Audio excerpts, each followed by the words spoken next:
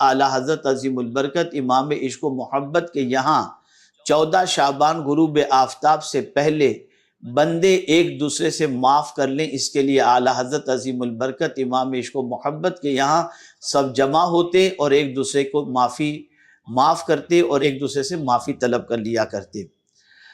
اعلیٰ حضرت عظیم البرکت امام عشق و محبت فرماتے ہیں، امید ہے کہ آپ بھی وہاں مسلمانوں میں اس کا اجرا کر کے اس چیز کے مصداق ہوں، یعنی جو اسلام میں اچھی راہ نکالے اس کے لیے اس کا ثواب ہے، اور قیامت تک جو اس پر عمل کریں ان سب کا ثواب ہمیشہ اس کے نامہ اعمال میں لکھا جائے، بغیر اس کے کہ ان کے ثوابوں میں کچھ کمی آئے۔ اور اس فقیر ناکارہ کے لیے عفو و عافیت دارین کی دعا فرمائیں۔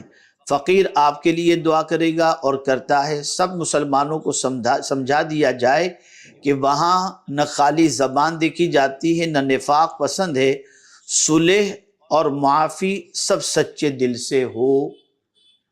یہ پیغام میں اعلیٰ حضرت عظیم البرکت امام عشق و محبت کا آپ کی سماعتوں کے حوالے پڑھ کر اس لیے کر رہا ہوں کہ آج مسلمانوں کے سینے کینے سے بھرے ہوئے الا ماشاءاللہ، اور ایک دوسرے کی دل آزاری کے ساتھ ساتھ ایک دوسرے کی حق تلفی کا بازار بالکل گرم نظر آتا ہے۔ ایک دوسرے کو نیچے دکھانا، ایک دوسرے کی غیبت کرنا، ایک دوسرے کی چغلی کرنا، مردار بھائی کے گوشت کھانے کے مترادف ہے۔ جہاں چند بیٹھے تو تیسرے کے لیے منصوبہ سازی کرنا، العیاذ باللہ الا ماشاءاللہ۔ تو ہم سب کو چاہیے کہ شعبان المعظم کی 14 تاریخ کی آمد سے پیشتر اعلیٰ حضرت عظیم البرکت امام عشق و محبت کے معمول کے مطابق اگر دنیاوی رنجش کسی کے ساتھ کسی طریقے سے کسی مومن کے ساتھ ہو تو سچے دل سے معافی مانگ لیں، ان کو معاف کر دیں اور ایک دوسرے معافی تلافی کر لیں۔ اس لیے کہ اعلیٰ حضرت عظیم البرکت امام عشق و محبت نے شب برات سے متعلق فرمایا کہ اللہ عز و جل اس رات سب کے گناہوں کو معاف فرما دیتا ہے سوائے چند لوگوں کے۔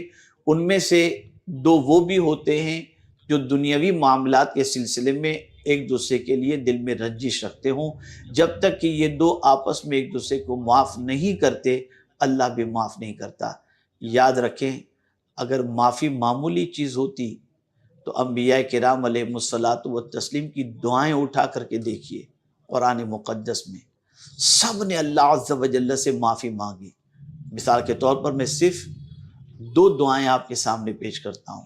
حضرت ابراہیم علیہ الصلوۃ والتسلیم نے دعا فرمائی، ربنا اغفر لی ولوالدی۔ آپ اندازہ لگائیں، وللمؤمنین یوم یقوم الحساب۔ انبیاء کرام معصوم ہوتے ہیں، باوجود اس کے مغفرت کی دعا اللہ کی بارگاہ میں کر کے اپنی امت کو بھی یہ تعلیم دیتے ہیں کہ معافی مانگا کرو، اللہ سے مغفرت طلب کیا کرو۔ خود حضور صلی اللہ علیہ وسلم سے رب قدیر نے فرمایا، وَقُلْ رَبِّ اغْفِرْ وَارْحَمْ وَأَنْتَ خَيْرُ الرَّاحِمِينَ۔ تم کہو رب معاف فرما، رحم فرما، اور تو سب سے زیادہ مہربانی کرنے والوں میں ہے۔ آپ اندازہ لگائیں، میں صرف آپ کو 2 آیتیں ہی بطور مثال پیش کیا ہوں، ورنہ قرآن مقدس میں کئی آیتیں مغفرت کے حوالے سے ملتی ہیں۔